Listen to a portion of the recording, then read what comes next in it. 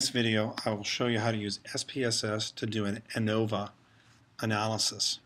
This is where we're going to look at multiple subjects at the same time and compare the means of each subject or participant, in this case it's school district, to all the other school districts all at the same time.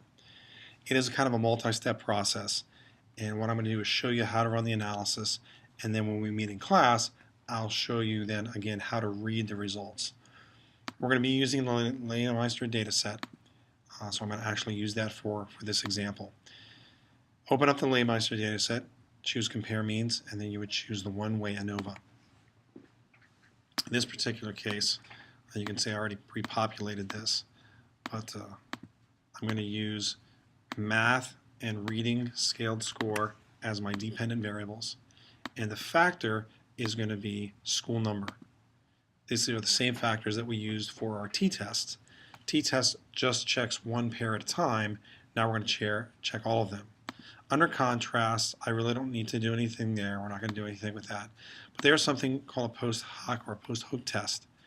And in this particular case, we're going to use the Tucky test. It's one of the, I call them kind of a middle of the road test.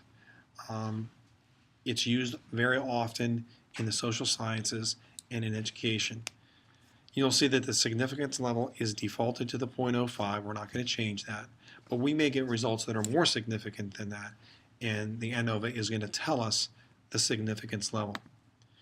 Under options, I want you to choose descriptives and also do a means plot. You really don't need to do anything else. And then I'm going to click OK. This particular test gives you a number of items. One of them is a large descriptives chart, and you can see here is our descriptives for all of the schools in the Lehrmeister data set, sample sizes, means, standard deviations, all of those things. And then down below we have something called the ANOVA chart. The ANOVA chart looks very similar to our Levine test in that there's a significance statistic right here. Anytime when you do an ANOVA, you get a significant number here, a significance number here, that's less than 0.05, that means down below in the post hoc tests, you're going to find some pairs that the difference between the means is significant. One of the nice things about SPSS is it really does, as we said before, a lot of the heavy lifting for you. So we come down here and we know somewhere down here in both the reading scaled score between groups and the math scaled score between groups, we have some significant differences. That means there are going to be significance numbers below 0.05. And if I look down here in the means column, I see some asterisks.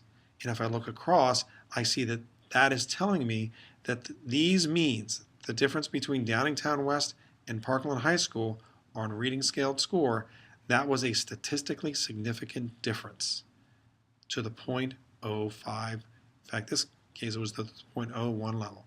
Since we have it set to 0.05, it will show us anything to 0.05 or less.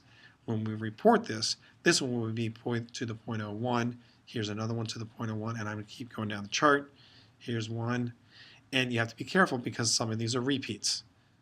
Because you're doing Hope, New Soulbury against all of these, Downingtown against all of them. So you're going to see some repeats.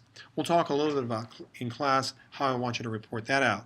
But that's how you run the test, and then you'll see it very quickly basically does a t-test, but it does all of the participants and all of the means at one shot.